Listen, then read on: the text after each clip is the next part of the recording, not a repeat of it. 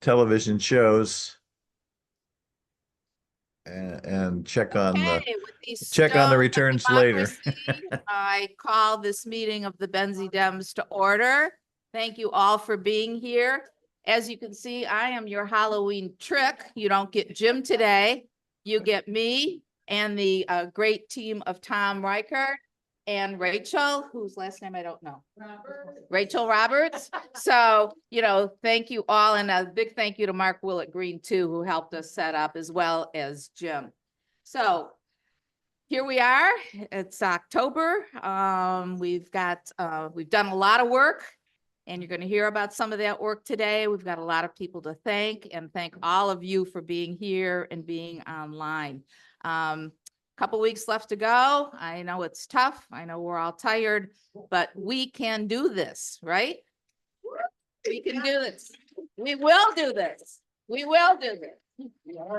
We are doing this. Thank you, Mike. Okay. One thing, as you'll notice, we have name tags, and I am not Kamala Harris, but we do have tons of these stickers that you can all take. They're at the front desk. They're at Pete's desk. Please take them.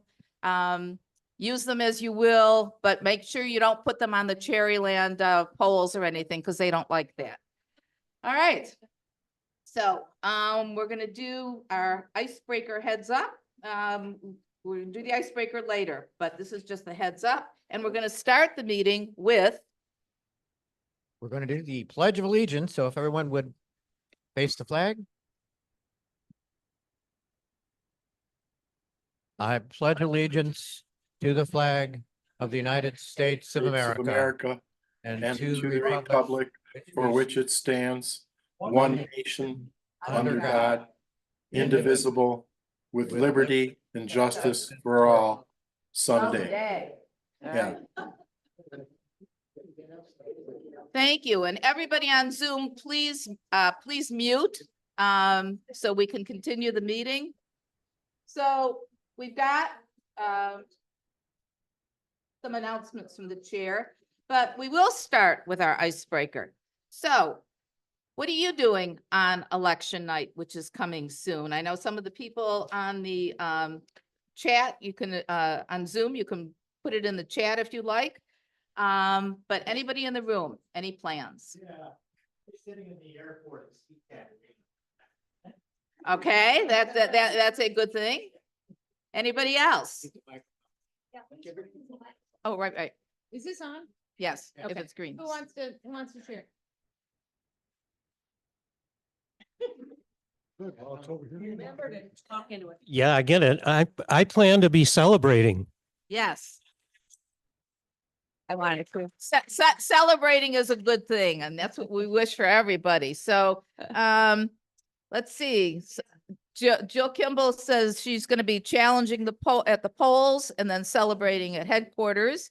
And we're wondering if people are interested in doing something at headquarters, or doing something, maybe just keep a Zoom open all night. Keep a Zoom open all night so we can commiserate and celebrate. But And that's something.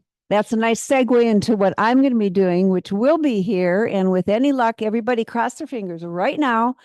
We will have a running spreadsheet tally of all of the townships going on right on that very TV. Perfect. Perfect. I'm going to be celebrating with my Republican brother in Maryland and his 10 friends that come to camp. Good.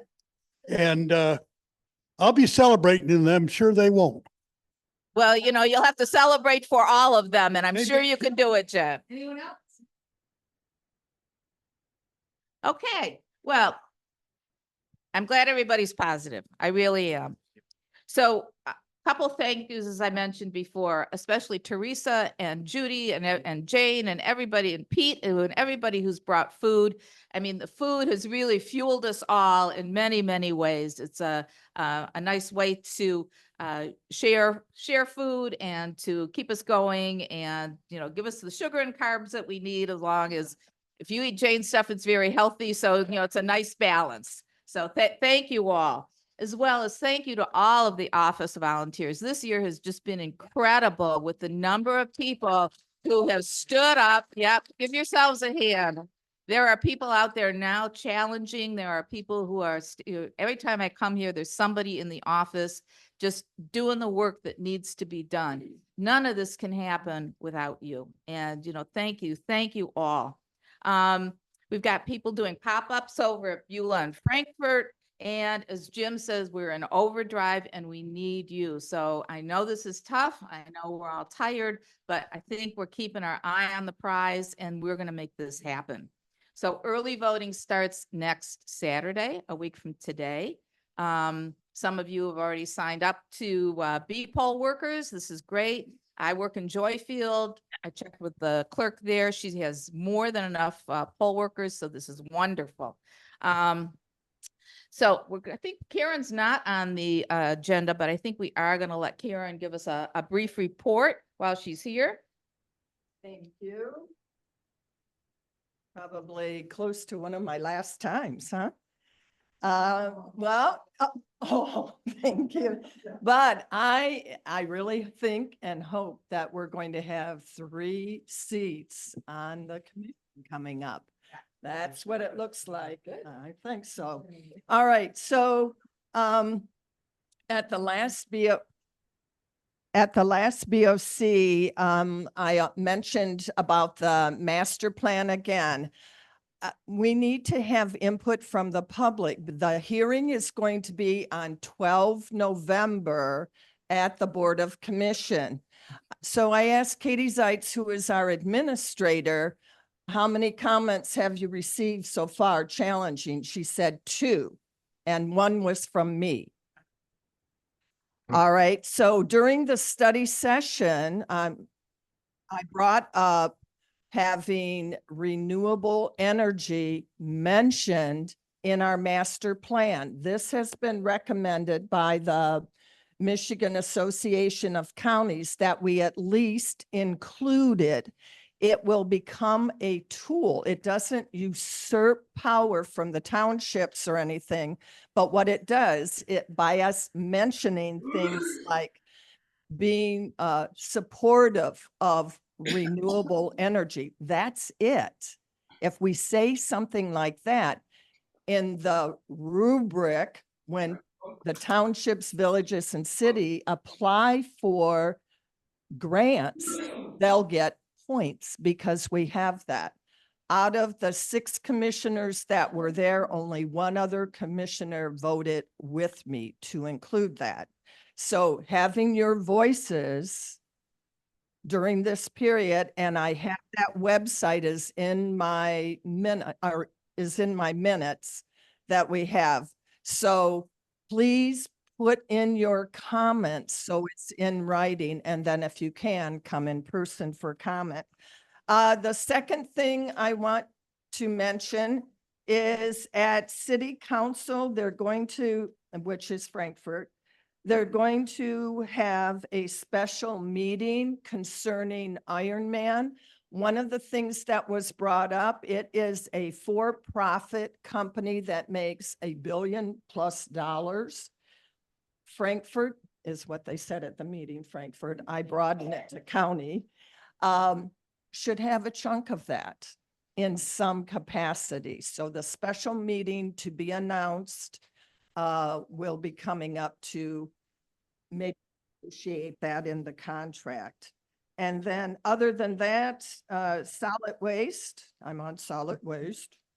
I say solid waste is sexy, you guys, we got to do with it. We're going to hold a special meeting to review RFPs, proposals for hazardous waste. So that's upcoming, and that's it in a summary. The rest is on the minutes that is posted. Great. Thank you, Karen. And let's thank Karen for all the hard work that she's done. She's really represented us well. She's really, really represented us well. She's been a strong voice for us. And thank you, thank you, thank you. Okay. Well, like Oz, who is just hovering over us, Jim is going to join us by Zoom because he's going to be talking about our advertising. You may have seen, we've been doing a lot of advertising. We were getting out there, and I'm going to let Jim continue and tell you more about it. Hey, thanks a lot. Jana, thanks for doing this. Thanks for being here, everybody. I'm a little spaced out. I'm down reporting in from Royal Oak today. Sorry I can't be there with you all. We wanted everybody to know just what we're doing in terms of getting our messages.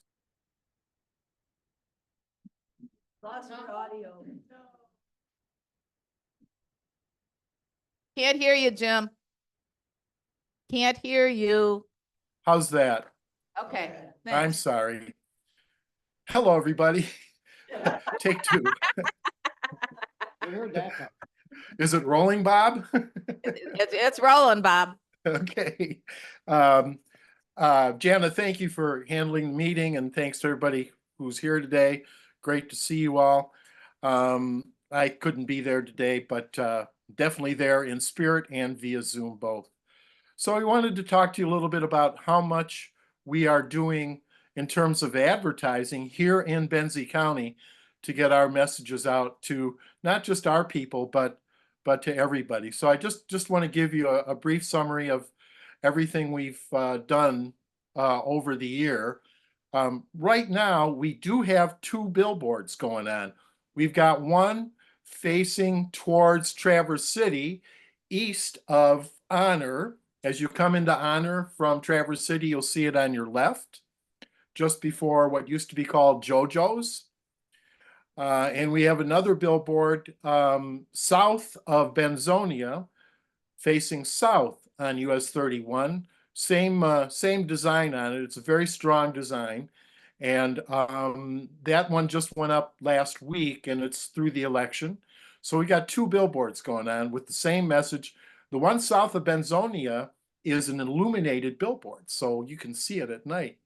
Yeah, go out and drive around at night and look at it. You'll be very proud. I guarantee you. It's really great. We've printed up our slate, and we're handing it out like candy to babies. Every time somebody comes into the office, they get a slate. We've dropped them in our first blue bag drop. We've mailed them to a lot of addresses that are more in the out county area. And we also emailed it using Hearst advertising. We mailed it to every email address in Benzie County that Hearst has. And they've got a lot of them. The net of all of that is we saw 900 people come to our website to look at our slate. And that's just an amazing accomplishment. So that worked really, really well. Right now, we're doing targeted digital ads also through Hearst. They are going to some of the top most popular websites in the county. And they are aimed at different people depending on what we're doing. We just finished a campaign mentioning registration and another campaign mentioning mail-in voting. Both of those, according to our sales rep, did really, really well and were heavily looked at. Right now, we've started another campaign. We've stopped that one. We've started another one, and it's sending messages about Betsy Kofia to our members and anybody else actually in Platte and Elmira Township, where Betsy's actually running. And we've also sent messages about Kathy Albro to the rest of the townships and the city in Benzie County. So we're hitting both of our state representative candidates pretty heavily right now. And that's just started in the last 2 days. And when that's done, we're going to move to pushing very hard on our Supreme Court candidates and on our slate one more time. So those are the digital ad things we're doing. And as I said, the first few we've seen had some very promising numbers. I think it's telling us people are hungry for information. Despite our best efforts, we don't have everybody in Benzie County coming to our meetings, but we're working on it, and we're definitely going to where they are with these digital ads, which is just a great thing. I also want to say that for the last year and a half, many of you know this, but for the last year and a half or 2 years, we've been following some of our townships very closely by going to their meetings and then writing up what happens and publishing it to our members in those townships. And the thought on that is to improve governance and awareness of it, and also just to get people thinking more about local government, because we don't see enough about local government. Every time you turn on the TV, that's exactly what you don't get, even though it's really, really important. So we've been doing that, and I'd like to thank all of our lookouts, our township lookouts, for doing that. I have to tell you, we could use some more of them. We're going to continue this program after the election.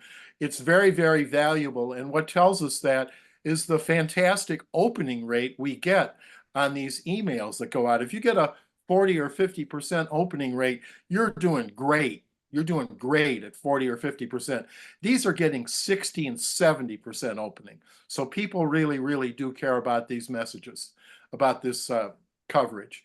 And the other thing we're doing, that some of us are doing, we're just seeing all these great letters in the Record Patriot from members and friends and like-minded people siding with our values. It's been really quite an extraordinary letter page the last year and a half or so. And to anybody who's ever written a letter in, thank you very much. You're really demonstrating that we've got a message and we can get it out there, and people do respond to it.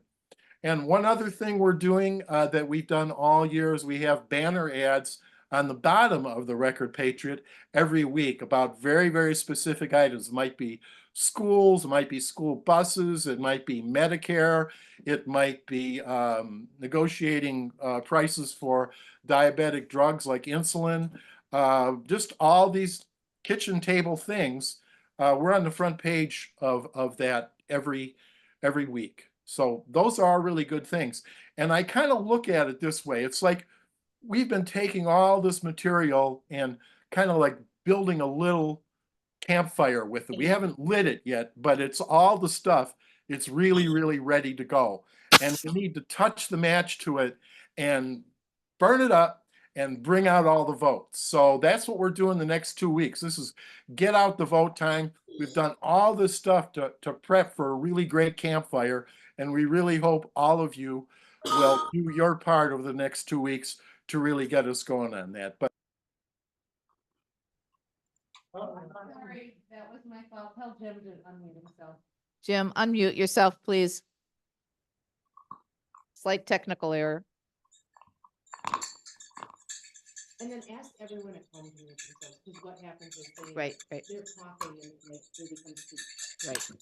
So Jim, are you back? I didn't know I'd left, but okay. Oh, well, we missed, we missed the last minute of you. Last thing you were igniting the Yeah. bonfire. Yeah, And we're wondering what marshmallows to bring and. yeah, really. Me and Jim Morrison, we're gonna light our fire. But yeah, I just want to say we've got all this stuff that we've done. We're very, very primed for some success here. If everybody does their part during Get Out the Vote, we're going to have a very, very successful election, I feel. I really love the expression, we're within the margin of effort to win. Not the margin of error, we're in the margin of effort. That's what counts, not the polls. So that's it for me. And I want to thank everybody who's helped with all this advertising, particularly Greta Bolger, who's done all of the design work for pretty much everything we've seen in the papers and on Facebook. She's just done a great job. She just gets it done. She's a real pro, and she's a real pleasure to work with. So let's thank Greta Bolger, please. Okay, that's it. Take it away, folks. I'll now mute myself knowingly instead of unknowingly. Thanks, Jim. So next we're having Chris, who's going to give us a little update on canvassing and the last and next big blue bag drop. Say that 10 times real fast. It's actually the Benzie big blue bag drop. So we're going crazy. Wow. I would just say on the technical side real quickly that those of you on the Zoom, if you would make sure you are muted, because if your dog barks or you have a little sneeze or something, you become the speaker on our screen. So just check your audio there. So hi, where have we been? Well, I'm going to do a little backup. We have been on the streets or in Benzie County, I guess it's rural roads. But we have really been out canvassing in every single township in Benzie County.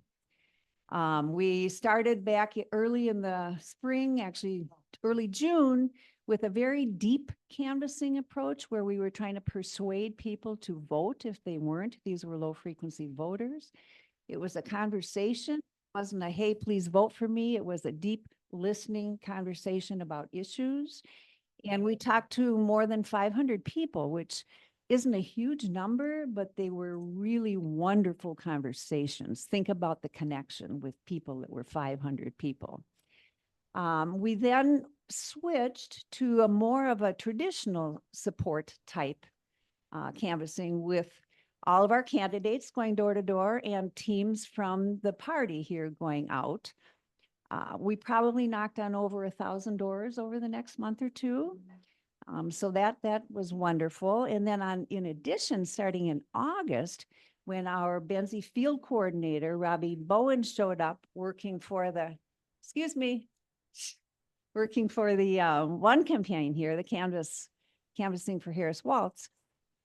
They are doing these bang up things out there. They have crews going out. Here's a little example. They knocked over 800 doors in the last 2 weeks. And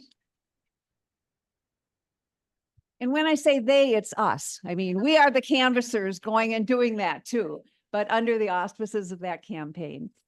We managed to put 50 shifts were scheduled in the past 2 weeks. The shift is one shot out canvassing. So it's remarkable and it's starting. That group will be shifting to the get out the vote stuff now too. So that's just remarkable. So in addition to being on the street, we've been in the mail, as Jim mentioned several times. We did snail mail 330 slates.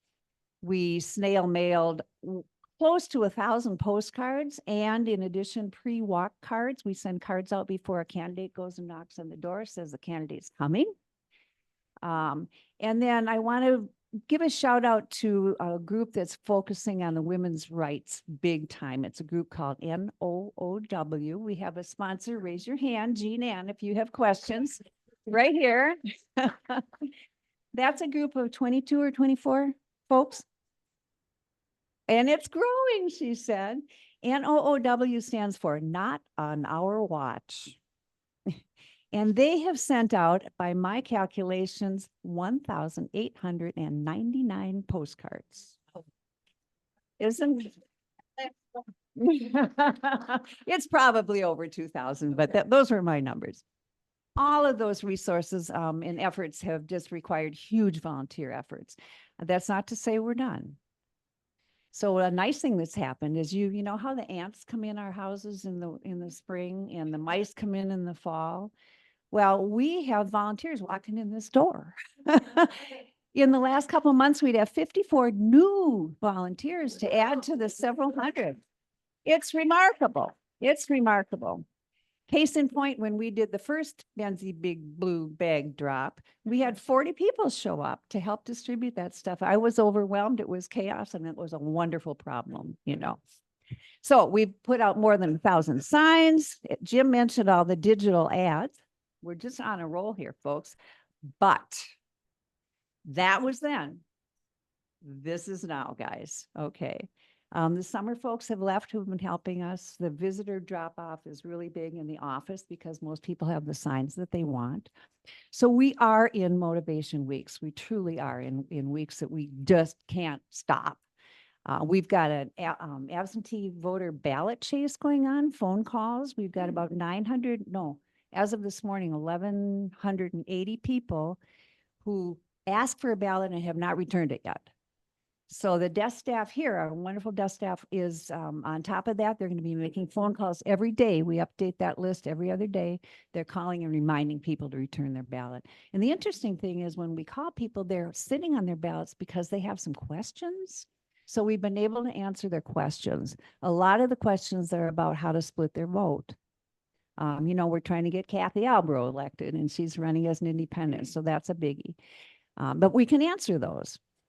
So we've got those ballots out there. We're making the phone calls. We do have the Big Blue Bag drop next Saturday. And that's only 250 bags, but that's picking up a lot of people that we've missed.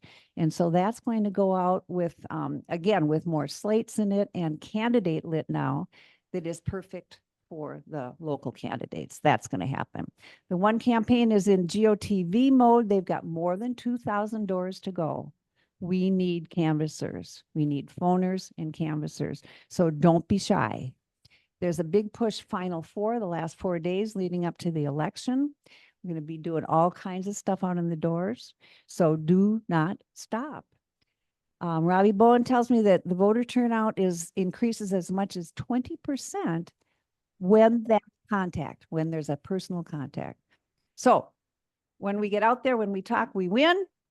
Don't wake up November 6th wishing you'd done more. Pam, you had a question. Thanks, Chris. Can you get a microphone to Pam, please? Because she has a question.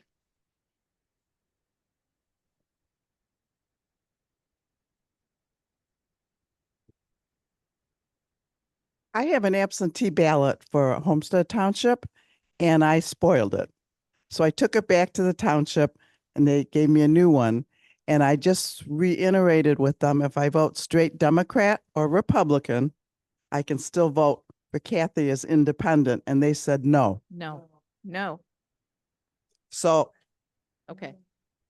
Could I speak to that? it was just last week. Yeah. Could I speak to that? It's not Tammy, it's Kit. Let's let Jim speak. Okay.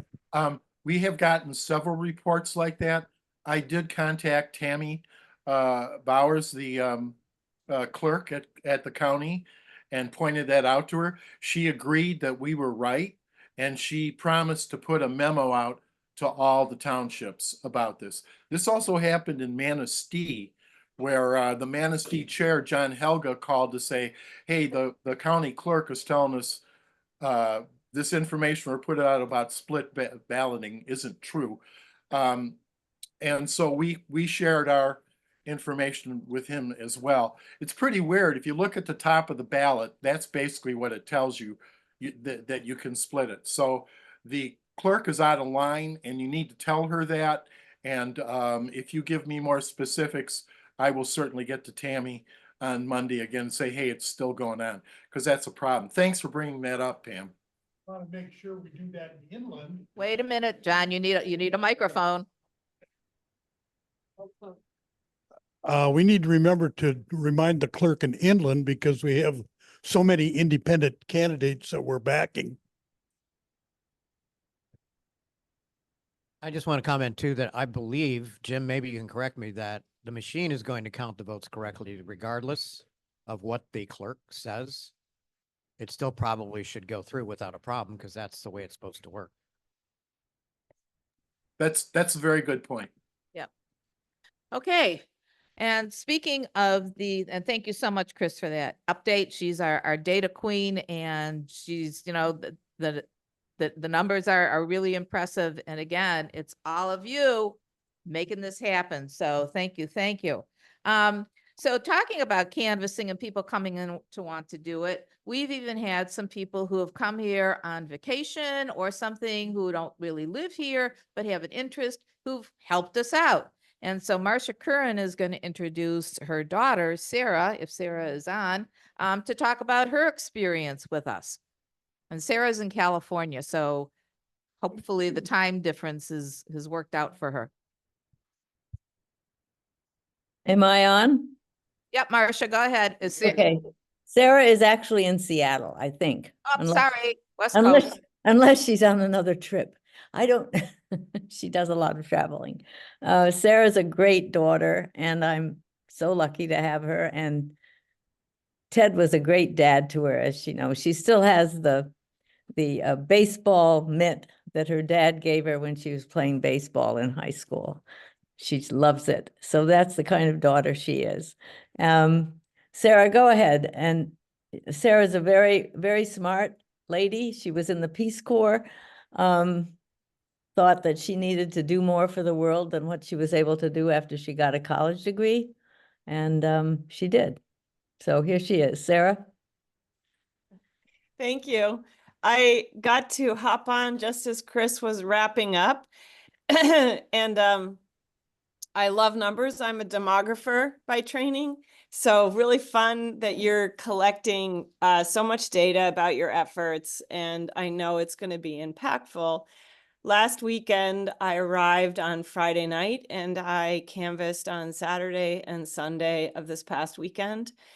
And in total visited 100 households under, through Robbie's organization of the One campaign.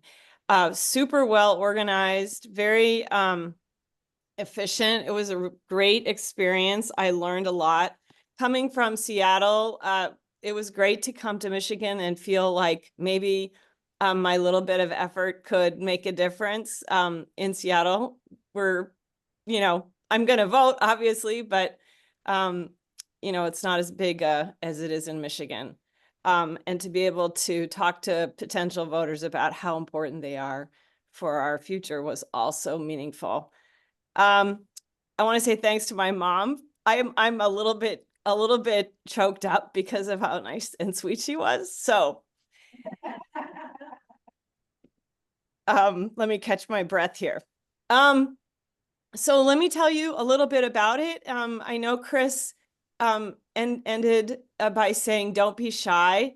And I am, believe it or not, I am a little bit shy by nature.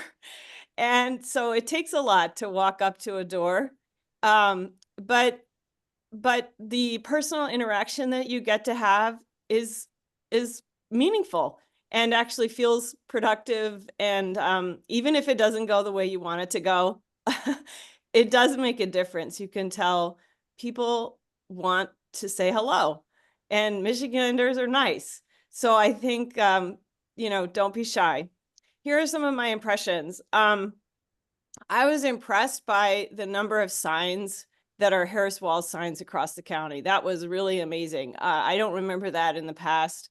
And that's a real testament, evidence of your work and what you're doing. It is kind of discouraging. I definitely acknowledge that a lot of people aren't home when you stop by and knock, or they're working. A lot of people are working. They're working many jobs. So it's really hard, especially in the inland townships. So they're not, or they're busy with their kids and their kids' activities on the weekends. What I also just left literature whenever there was nobody home. When people were home, even if they had Trump signs on the yard, we would sometimes walk up to that door, and the couple of times when that happened and somebody was home, just to be able to say, hi, I'm volunteering for the Harris Walls campaign and the Democrats.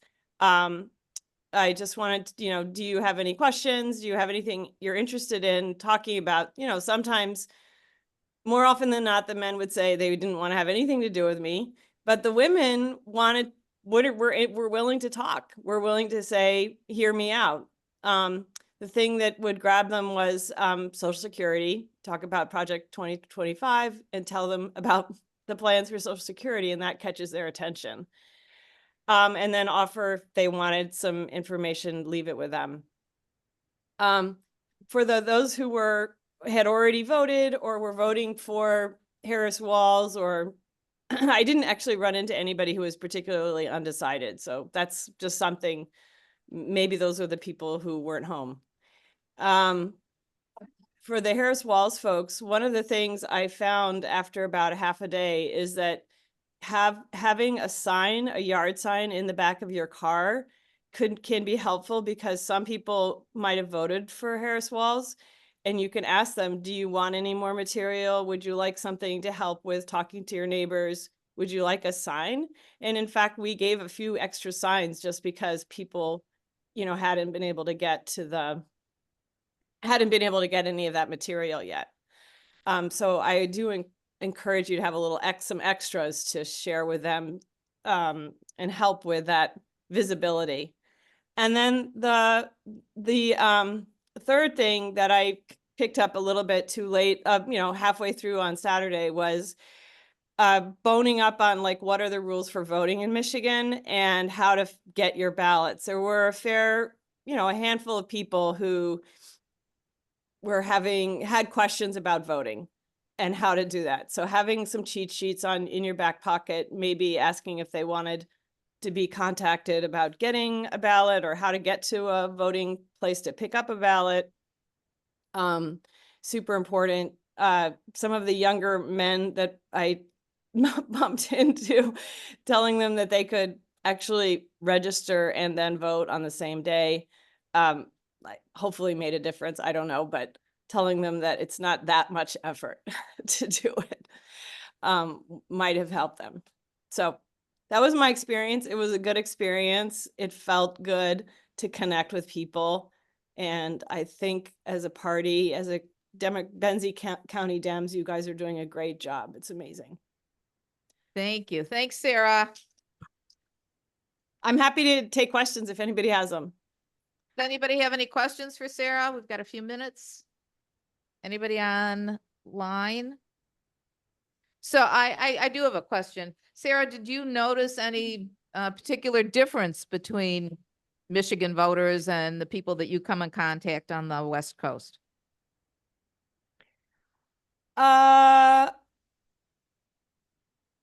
Well, I live in a bubble. I live in Seattle, so it's a little bit of a bubble. I think that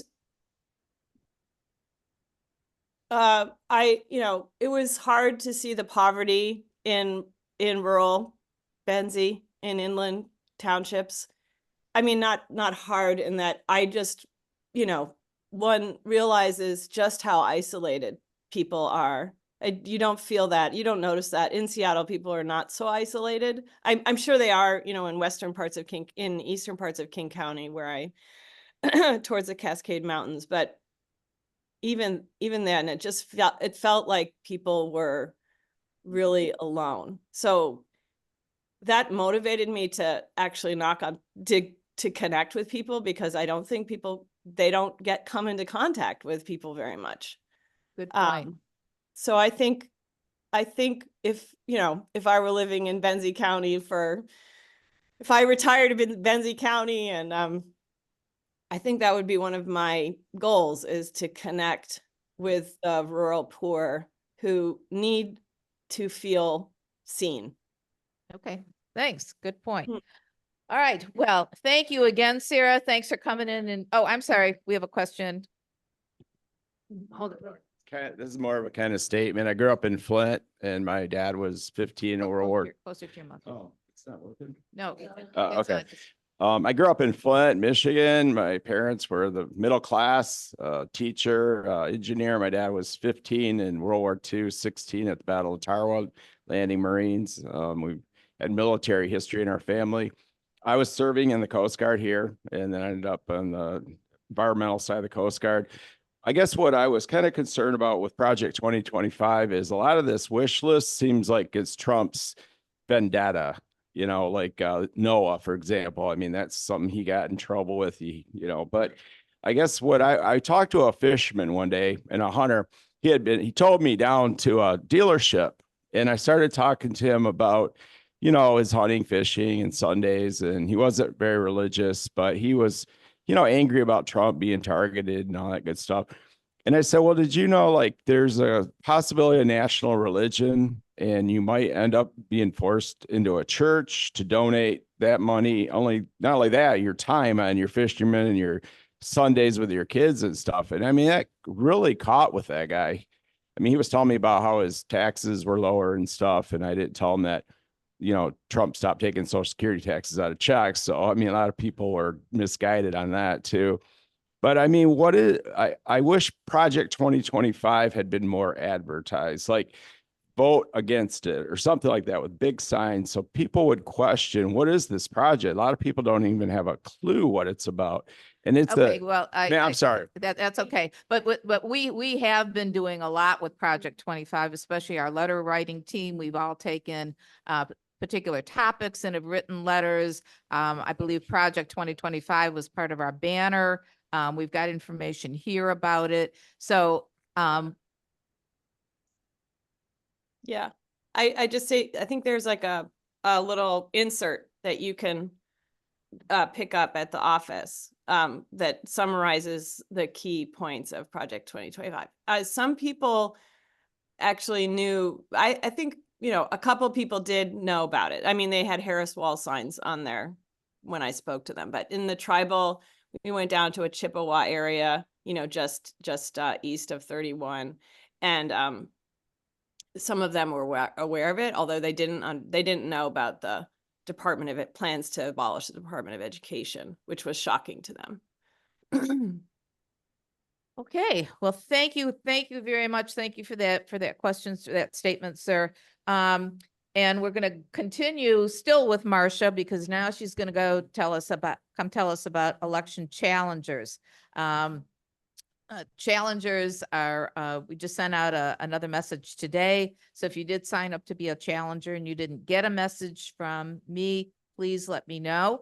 And I will turn this over to Marcia. Hello there.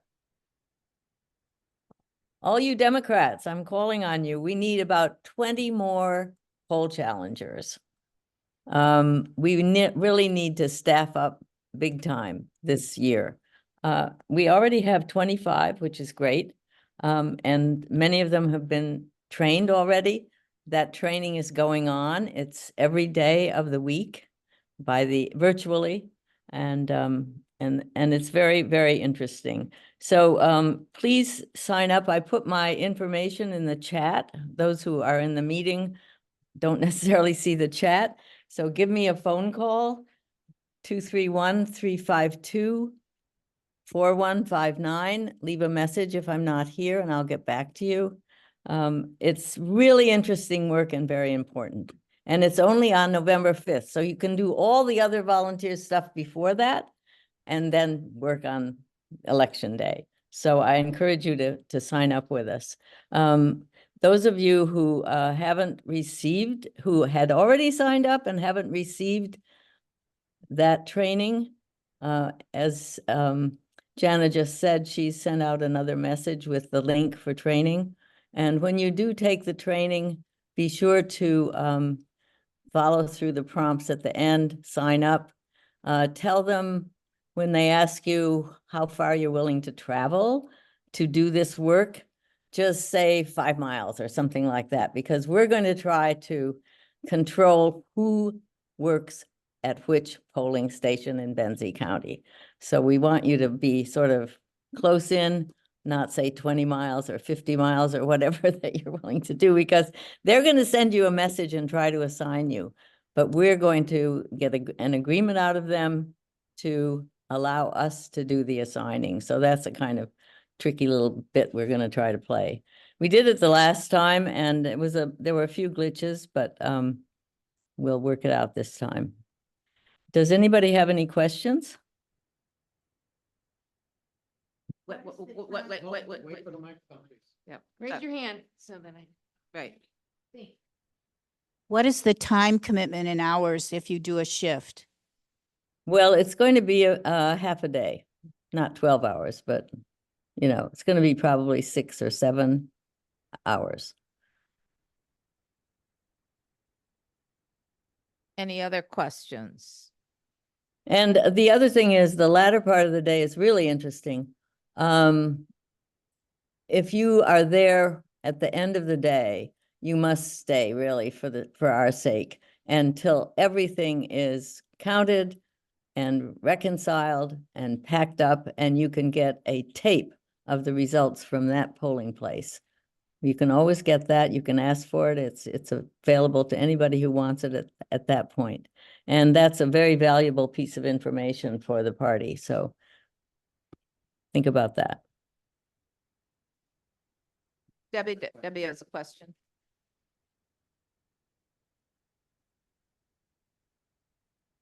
I'm sorry. I'm ignorant about what a poll challenger is and does. Could you explain the process? Oh, sure. Poll challenger is the name, a legal name for somebody who actually represents a group that wants to see how the polling is going at a polling place. And the groups have to be sort of recognized. For instance, it can be a political party, usually the main political parties. The ACLU, the League of Women Voters, they can get people credentialed. You have to get credentialed to be a poll challenger. And in our case, the credential comes from the Democratic Party in the state. And which is why you have to take this virtual training through the state party. That is an important part of the situation. And the Secretary of State in Michigan has ruled that these are very important jobs. There will be other poll challengers there from probably the Republican Party. You are allowed to see the poll book. You are allowed to challenge something that you think is not being done correctly, but you can only talk to a person who has been told is your liaison, and that's usually an election worker, usually the chairman of the polling process at that poll. You are not allowed to talk to voters. You're not allowed to challenge voters directly. You have to go through a liaison person. And you are also supposed to report back for how things are going in your polling place. There's a reporting system that the state has set up, and it's sort of catches you because they call it the LBJ program, which means Lawyers Bound for Justice. And they have a boiler room full of lawyers in the state, and they're going to manage the information coming in on what's happening at the different polls in the state. And they think this is extremely important right now. You know, how easy is it to access the polling place? I don't think we have a problem with that in Benzie County.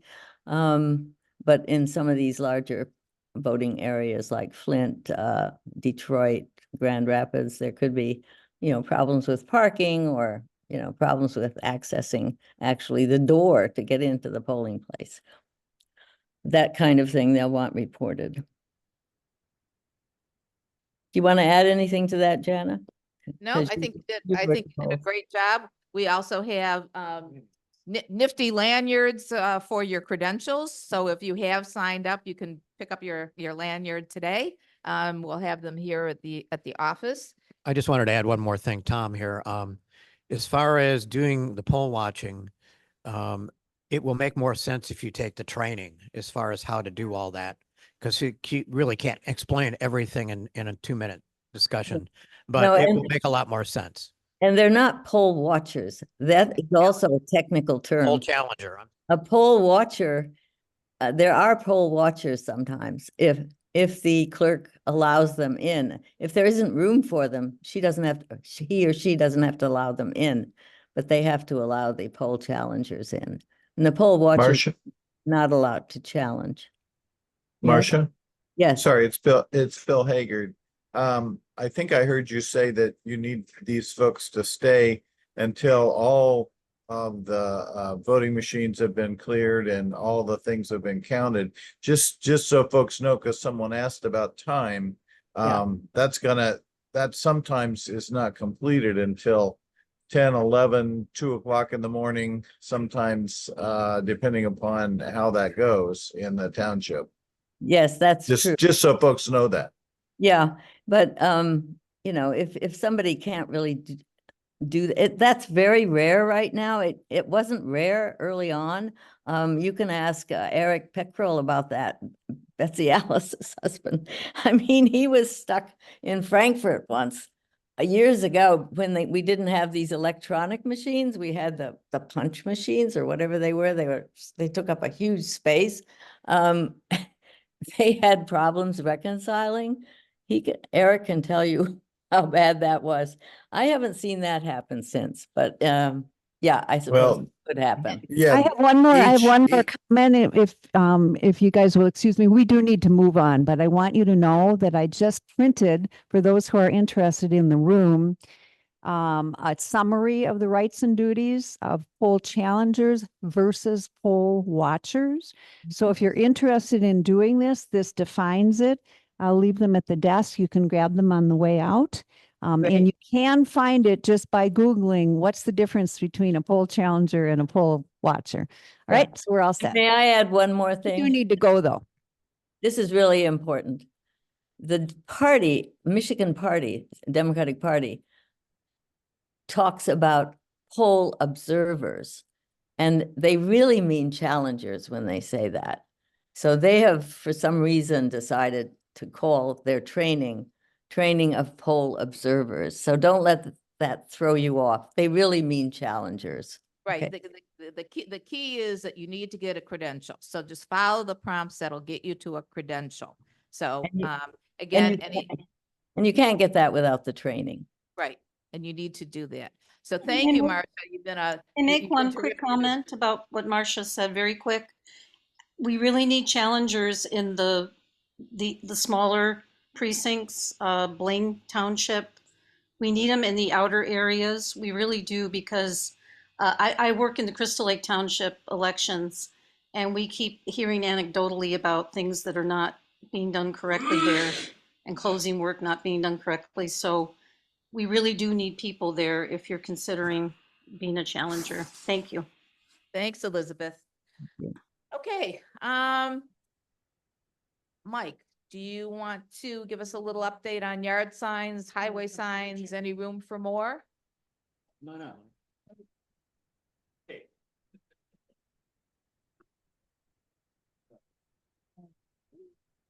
Have a seat, Mike, or you can stand if you want. You're more comfortable. I'll just sit here.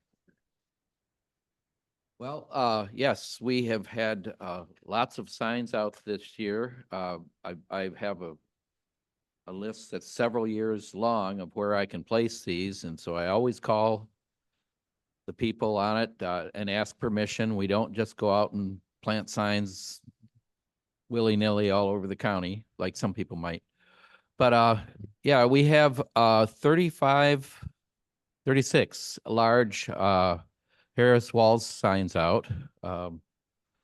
There's like 4 of them that are 4x8. Those are huge. And then there's about 30 of the what are they, 4x4.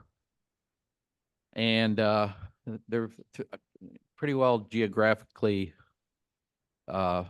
placed. And then we have about 7 signs out, larger ones for Albro and Betsy Kofia. And then we've also, placed lots of the regular yard side sizes, but generally people just pick those up. We will ask that if you are, if you have yard signs and want to bring them back here for when you're done, we have in the past just had people just put them out on this side of the building over here behind me. And we will pick up the large ones. We've always done that, unless you want to do it and tell us. But we'll come back and pick all those up. But anyway, it's been some beautiful weather to be out there putting up signs. Hey, Mike, is there a day when people have to get signs down by? Oh, 10 days after? 10 days after the election. I thought it was like 2 days, but I guess it's 10 days. So I didn't know that. Okay. Okay, thanks, Mike. So if you want some signs, we still have some. But if you do have them, again, if you want to return them, you can put them by the side of the building, but we do need to get them down within 10 days after the election. So by November 15th. So when you're going to go start shopping for Thanksgiving, bring your sign back and take your sign down. So thanks. Anything else? No, I think that's it. Good. Thank you. I don't know what they do with their damn signs. All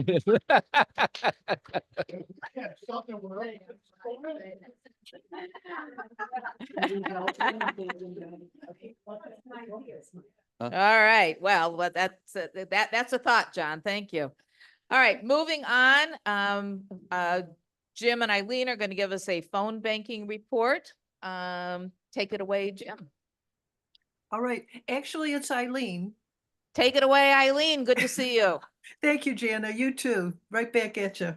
And hello, Benzie friends. Jim asked me to recount my experience making calls for the One Michigan campaign, what I think of as calls for Kamala. And for me, it's a good anxiety reducer about this election. If you're worried about things, the best thing I found is to get involved. What I've noticed, my takeaways are the training is excellent. It's done over Zoom.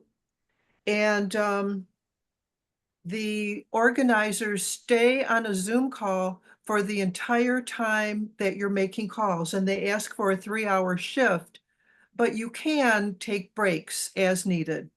They offer an excellent script, and you are calling likely Democrat voters, so no worries about calling Republicans. I'm always a little bit nervous at first when I start making calls, but as I get into the swing of things, I relax and things go actually quite well. I had one man the other day at the end of our call say, "Go Kamala." On the other side, I had one man telling me that he was voting for Hitler.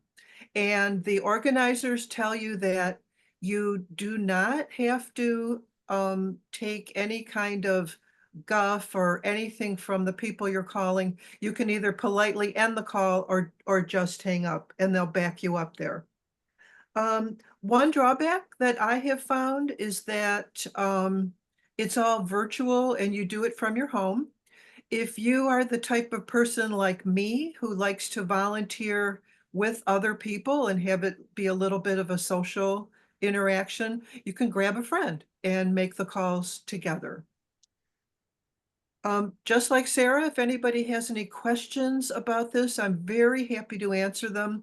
I think I mentioned that I've done it 3 times so far, and my goal is to do it at least 2 times additionally before the election. So thank you, Jana. Thanks, Eileen. So Jim did suggest that we have a sign up sheet, and we do have a sign up sheet for people who want to do this. How is this any different from the phone banking that we're already doing? It's not. Jim, do you know Okay. the answer to that? Nope. Chris says it's not. So as long as anybody Okay. have an answer. So It- again, if people are interested in phone banking, we've got a sign up sheet where you can sign it up. And yeah, sure. Thank you. And then I really, Jana, excuse me, I really encourage people to do this, and I'm going to mute myself again now. okay. Okay. Thanks, Eileen. Thanks for sharing your experience. Anybody have any questions about phone banking? I'm sorry. Is that it? Mike wanted to know what interest rate we got, and apparently there's a lot of interest in this election. So there you go. There you go. And we're going to have Teresa give us a little presentation on the jail millage, but just before she does that, Mike has a short announcement about public health.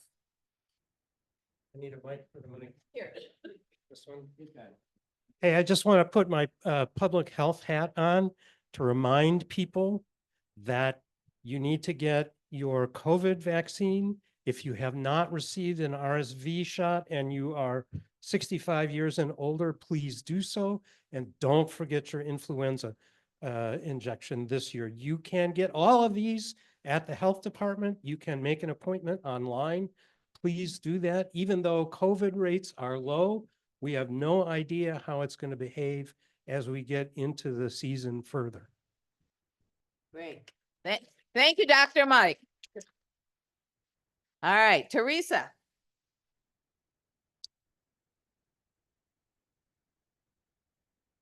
Now, between what Teresa's wearing and I'm wearing, if you don't get the message that this is important, folks. Right. Okay, y'all, I'm gonna talk to you about the millage because there's a lot of confusion. There's a lot of confusion on this, and I had a lovely conversation with Sheriff Rosa this last week. The millage is totally different from what was proposed in the primary. This is a renewal of the operating millage. Everything they get is done, all their operations come from this millage. So what happens is if this doesn't get approved, they have 10 volunteer programs that are done mostly by the churches and religious people, the Bible studies, NA, AA, some mental health stuff. That won't stop from the volunteers, but unfortunately, they won't have the officers to cover those. So they'll have to stop. It could affect the road program, which we just got back to 24-hour road program. That will go away. And they may have to actually shut down the jail because they will have to lay off staff because they won't have an operating budget. That means those inmates will go to other counties that can take them. Right now in Benzie County, we take Grand Traverse prisoners because they're overcrowded. That'll stop. And we're under contract with that. So they do make a little bit of money for their budgets. But all those things will stop or cease or drop. You won't have as many officers and those will get laid off. So then there's not another issue. So we just wanted to let you know it's an operating budget and that's how they get their funding. It's not asking for other stuff like it was at the primary. So if anybody has any questions. Debbie's got a question.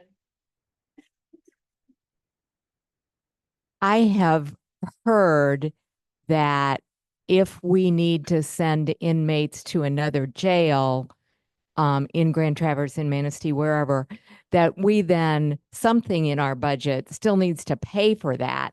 So we're really robbing Peter to pay Paul. Yeah. And if, personal opinion, if we don't support some of these things with our taxes, we're going to be in worse financial shape than if we anteed up the tax dollars. That's my true. opinion. Very true. One thing that in a jail, unlike prison, so just give you a little, jail, 99.5% of these people go back out into the community because it's it's 1 year less, 90 days fines. They go back into community. These programmings are really important because they cover substance abuse, they cover domestic abuse, and thank God for the volunteers that come in and do the programming with them, and it really helps. Due to budget cuts, they've already had to drop their GED program, which is really important because that affects jobs coming out and things like that. So it's really important. It's just an operating budget so that they can maintain what we're having. Because I mean, we just got back after 15 years a 24-hour road service. And that'll probably be the first thing that goes because, you know, you had it, it's going to be gone. So I just wanted to let people know because the people I've talked to, there's a confusion what they asked for in August and what they're asking for now. And this is just a renewal. So it's really important that we pass that for public safety. And, you know, these guys are going to get out. People are going to get out and we need to give them the best opportunity when they get out.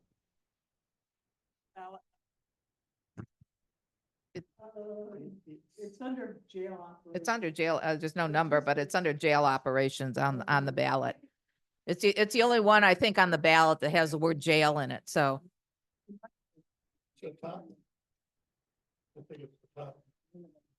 the one that has jail.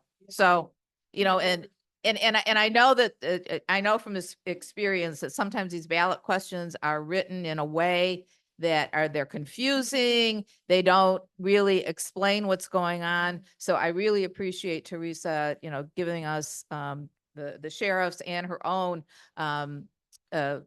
impressions of or explanation of what this is and why it's so important for Benzie County.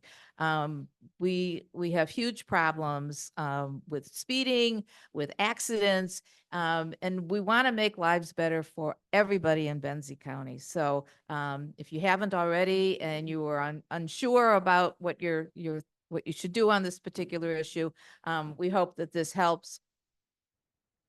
And Teresa has one more thing. In Benzie County, the jail offers more programming than any other county in the area of programming. So it's a really huge, and I've worked in prison for 27 years. And the programming that we give people makes a huge, huge difference. So when they go out, because not only do they get it in there, but they'll get support on the outside, and it makes a huge difference. And when we lose officers to help cover those programs, 'cause we can't just throw willy-nilly people in there to go into jail and sit with the guy. They all have to be vetted. They go in there and sit and watch the programming. So that's why the programming will leave. We'll have the volunteers, but we won't have the staff to cover it. Okay, any other questions in the room, on Zoom? Thank you so much, Teresa, for doing that. Thank you. Thank you.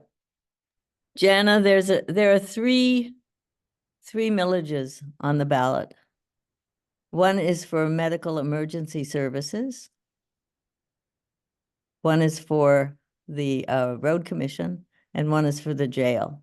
Right. Right, thanks, Marcia. Okay, any other business?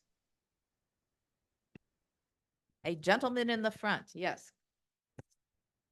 I'm Coleman, and I have noticed that they're running underground conduit to bring fiber optic cable to Benzie County. I think that this is useful in the long run, not so much for this election, but in future years to let people connect to the internet. Yep, that's an excellent point. And we have Karen Cunningham to help thank for that, because she was one of the people that was actually instrumental in getting us and making people aware of the desperate need in this county to be connected. I noticed as I do canvassing that a lot of the Trump supporters in rural parts of the county don't have internet connection, so that their source of information might be Fox News on television. And if they can get internet, this would be good for intelligence and learning and expanding people's minds in the future. Now, this is a rural program right now. And if you don't have internet in your area and would like to have it, you can call Cherry Capital Communications in Traverse City. And they will, if they get, several people call on a street, they'll get you service and bring you high-speed fiber optic internet to your house. So that'll help the Dems in the long run. Great, great. Thank you so much. Nice hat. I love it. Any other last comments? Yes, sir. Just one second, Mike. I'm Keith Schneider. I'm a journalist based in Benzie. For those of us canvassing or talking, for people that are concerned about the economy, our economy in Benzie County has probably never been better. We have almost 400 new jobs here since 2019. That's in the top 5 counties in terms of percentages rising. Our poverty rates in this county, particularly for children, are way down. Used to be 20%, they're just over 10% now. The number of jobs in the incomes in this county have tripled since 1995. So, this is under a Democratic governor, and in this county, really powerful messages that we've been talking about when we canvass. Oh, that's wonderful. Thank you so much for sharing that. Alan? Oh, okay. Can you hear me? Yeah, okay. I understand on that EMS ballot measure. There's a distinction I understand being made that it's for advanced life support as opposed to regular EMS. Is that correct? I do not know. Hmm? You're right. Karen says it's for training, and she's our commissioner on the board. Oh, okay. Because I think there's a bit of a difference. It was explained to us at the Inland Township about between. So it's a very important. It's an advance. It's something very important. It involves, I think, more. It's a county-wide. It's just not addressed to townships. So anyways. And some people may dismiss training, but training is extremely important. Yes. If you've got somebody who's giving you some life-saving help, you want to know that they know what they're doing. Yeah. Don't call me because I am very bad in emergencies. I have had no training. Find somebody who's been trained. It's been trained. You can make chicken soup. Yes, I can make chicken soup. That's my contribution. You'll have chicken soup. Thank you, Michael. All right. without any other ado, I'm adjourning this meeting. Thank you all so much. This was great. This was great. Thank you all on the Zoom meeting. You're all terrific. We hope to see people in person. We got it.